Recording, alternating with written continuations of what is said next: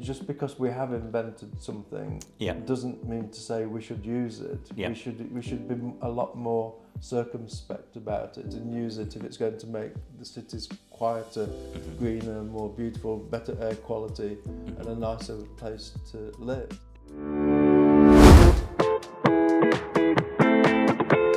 Welcome back to the Earth Circle. If you're joining us for the first time, the Earth Circle is all about trying to answer the question, is there a version of the future that we all want to live in? And we've come here today to meet with somebody who knows a lot about how we're going to live in the future. It's actually the president of the RIBA, the Royal Institute of British Architects. So this is the third in a series of 4 interviews with Chris Williamson. We're going to talk about the role of an architect, how that is changing, new technologies. I don't need to tell you, that word AI came up a lot. Is there actually going to be a role for an architect in the future? And what do architects actually do today?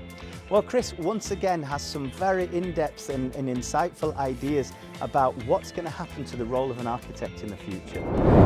So if we talk about AI, it's the big thing that everyone's talking about at the moment, and if we just see the way it's disrupting so many industries, so many jobs, just for instance the way we cut films together, the way we create our films. If I look at the finance sector, there are many jobs that either won't be there or will be completely different in the future. Could anyone just right now with a good conscience recommend somebody leaving school to become an architect? Is this a trade for the future, or is it something that robots are going to take over and do for us?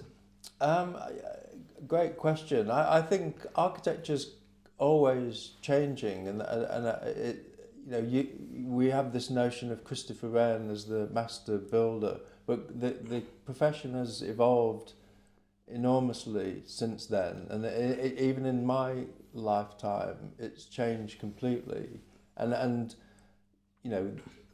I sketched everything when I was at an architecture school, drew everything with a set square and a T-square, and we were the first year ever to start using the computer.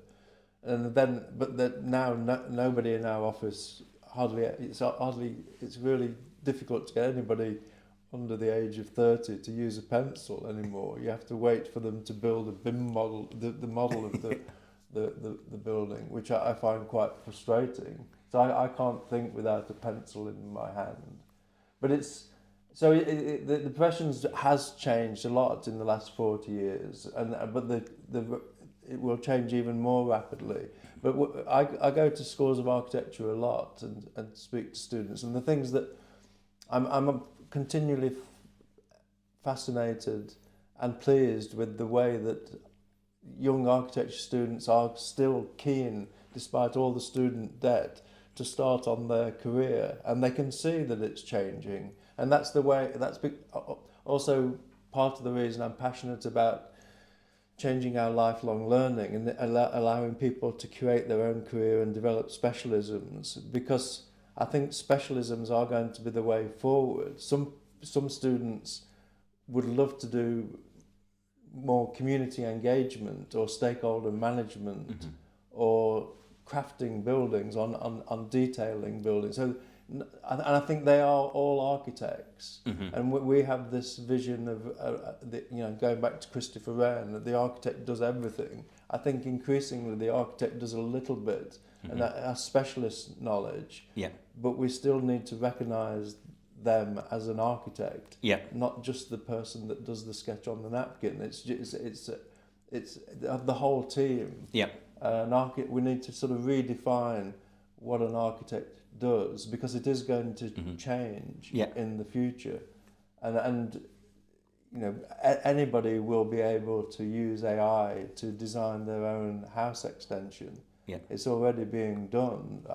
Clients that have scanned the house and garden in and said, this is what I want. Yeah. I've done a plan and I've done it in AI. And this is what I want. Yeah. But we have to get better at having more empathy with the client and saying, well, is that really one? Because that's in the wrong place. You may have been able to draw it, but it's not actually very practical. And we can make it better. So I think AI I think it's learning the whole time. It's getting better. I go back and try and do something that I was trying to do 6 months ago, and now it's fantastic. Whereas 6 months ago, it wouldn't be able to do that thing. Yeah. It is unbelievable. Yeah. So and there's, you know, people are using AI for lots of different things, not just design, but for cost checking and project management, and it will affect the whole of the profession. But I think it's something to embrace and actually make us better, rather than being afraid of it. Oh, that's brilliant. That's a word we use a lot on our website, is embrace the opportunities, to see them as a possibility. And certainly in the very volatile world that we live in at the moment, let's not talk too much about VUCA, but really, you know, just right now, things are changing so rapidly in almost every part of society, some good, some bad, and being able to recognize those changes and to see how to turn them into a force for good. I think that's, you know, I think in architecture we talk a lot about, or the built environment, the phrase good growth is something that you hear a lot, isn't it? Do you want to tell me your pitch on good growth? Yeah, well, I mean, lots of people and lots of sci-fi films show how the world, you know, the vision of the future is dystopian, and you know, cities are going to be horrible places to live. I think if we use technology properly, and I've always been fascinated by technology. I loved programs like Tomorrow's World on the TV, and I've still got I use them a lot in my lectures, these amazing images of how people will live and transport themselves in the future. And I know some of them go back to the 20s and 30s, and none of them are remotely possible. And you look at and you think, even if it was possible, why would we do it anyway? But I think now we are starting to only use technology if it makes the world a better place. Just because we have invented something doesn't mean to say we should use it. We should be a lot more circumspect about it and use it if it's going to make the cities quieter, greener, more beautiful, better air quality, and a nicer place to live. So I think the good growth is that, you know, you don't have to stop development, you just have to do it properly, and to make sure we use technology wisely, which we, you know, to be honest, we haven't done in the past. And often we do it with unintended consequences. Like when we 10 years ago, the paperless office was the way to go. We didn't realise that we're now going to need these huge data centres. When, you know, to avoid cutting down a few more trees, we actually the effects of one invention, and that was the same with the motor car. The motor car was a great thing because it got rid of congestion of horses and cars. But we actually invent something, think it's going to be better, and it actually causes us a bigger problem. Which, you know, that's just, you know, you have to learn. You know, but we eventually do get it right. And we are an incredibly resourceful and talented species, and I'm sure we will get there eventually, but we're running out of time. You're absolutely right. And I mean, I have to think, you just reminded me of something, just a little anecdote on the side, but when I became a consultant in 2009, one of my first gigs was a strategy project for a very large paper manufacturer. I won't say too much about them because people will work out who it was. So it's 2009, early 2010, and I turned up ready to show off with the thing that all my other clients love, which was, instead of a flip chart, I had kind of like these cellophane plastic flip chart things that you could stick on the wall and on windows and take them with you. And you can imagine starting in 2009 when the paperless office was the big thing, and they were all scared about their future strategy, and the consultants are out with plastic paper. It didn't go down that well, but if I look back now to what, you know, how much we rely on paper as a more sustainable option for packaging, and it's great to see how we send things around the world. I'm not a big fan of how much we send around the world and how inefficient that is for the sake of consumers being able to get things within a couple of hours. I'm not always sure that's the right choice, but if we're going to send things around the world, doing it in paper is a great option. And we have a phrase that we use a lot, and we say everything we need to save the planet has already been invented. We just need to collaborate to actually apply those things. And how would that resonate with what you just said about we haven't been efficient in the past and we need to get more efficient? Does the building industry have all the answers yet to build greener in the future? If we think about the net zero or net carbon housing standard, is it? So or building standard? So I think the quality of the houses we're building at the moment is incredibly good, and it has to be done, I think, by legislation. You can't leave it to market forces. You can't. If one developer is developing flats on one side, they're not going to invest in green technology if it's going to make the flats more expensive than the other guys, because they will get sold first. We've worked for some of the clients that win Client of the Year award, but they know that the competitive market won't allow them to develop those new technologies. To use them if their competitors aren't. So it has to be done by legislation. But we have got good legislation now for our new homes. The bigger problem is what we do with all the Victorian and low quality houses, uninsulated.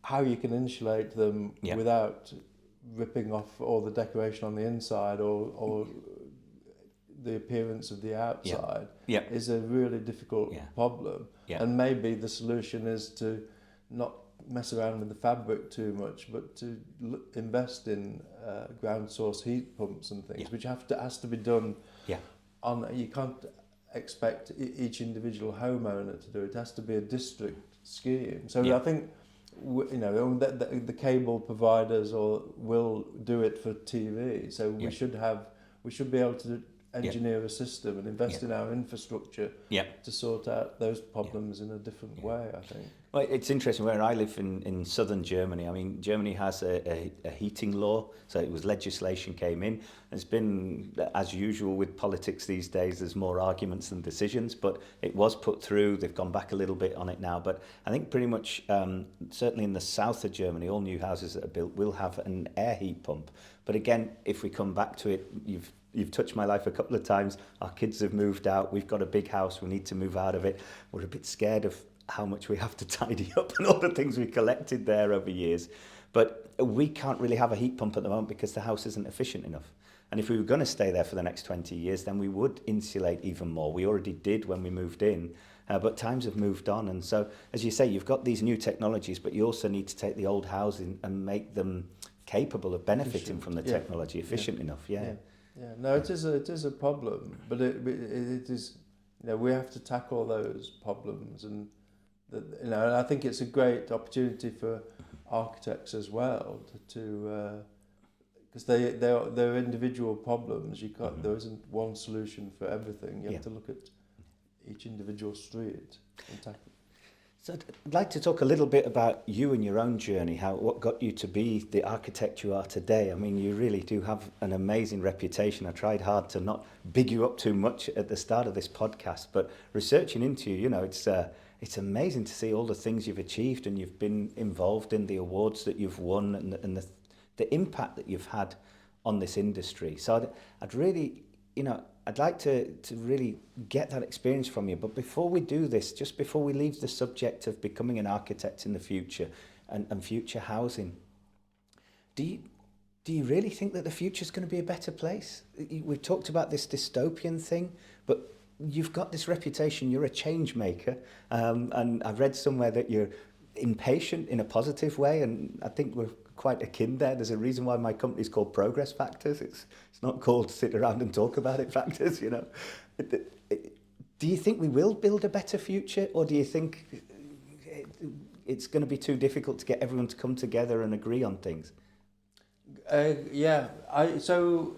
mentioned before when Neil Armstrong walked on the moon when I was 12, and that had a great effect on kids my age, because you're kind of looking at that thinking, you know, if we can do that, we can do anything. You know, we are to do that. When Kennedy made his speech in whenever it was 62, saying we're going to put a man on the moon in the decade, but that was one man's vision or a country's vision, and they made it happen. I think when it comes to climate change, one country can't do it on its own. It has to be everybody working together, and that's why it's more difficult. But I think we are. There's so many things that are getting better. We tend to concentrate on the things that, and you know, a lot of people think, oh, things were better in my day. I think the world is a lot better place than it used to be. And we're continually getting better. We're continually solving problems and trying harder. Strangely, I have no interest in going back to the moon or going to Mars. I can't. I think we're trashing this planet. Why would we go and trash another one? So it's very interesting that the older you get, the thing that you were so keen on at the time, so enthusiastic about and excited about, you think, well, it hasn't worked out the way that we thought it was going to do. But I think so. Young people these days are more interested in how we're going to improve our cities, and that's what young architects are, and I are really interested in, and they're much more sensitive about, you know, design and about where it's going to get us. It's not just about using the technology just because we have it. It's funny how opinions change over time, and I'm not sure it's necessarily that you've got older that you're less interested in going to the moon. Maybe it's just that it's become less relevant to society. Maybe we have other challenges. There are other things that get us excited. I certainly don't get the impression that you're out of date. From everything I've seen about you, you seem to be really on the pulse of time. You know, you're really on the cutting edge with everything you do. So maybe we can talk about that transition from the 12-year-old that saw Neil Armstrong take one small step for man to where we are today. And certainly one of the things I heard about was there was a moment in your life where your mother basically said, if you drop out of school and don't go to college, I'll never speak to you again. How did that come about? So that was the third of a 4-part series. In the final of the 4-part series, we're going to talk to Chris and we're going to learn about his own personal journey. How did he become an architect? Why did he become an architect? What did he want to change in the world? And how was he inspired by Neil Armstrong landing on the moon way back when? Very, very interesting interview. Please do subscribe here if you're watching on YouTube so it's in your feed next time, or otherwise if you want to see all the episodes of this interview all at once, go to patreon.com, search for the Earth Circle, and you'll be able to see everything there. Don't forget to like, don't forget to share, and please don't forget to do some good for the world, because it's a great place for us to live.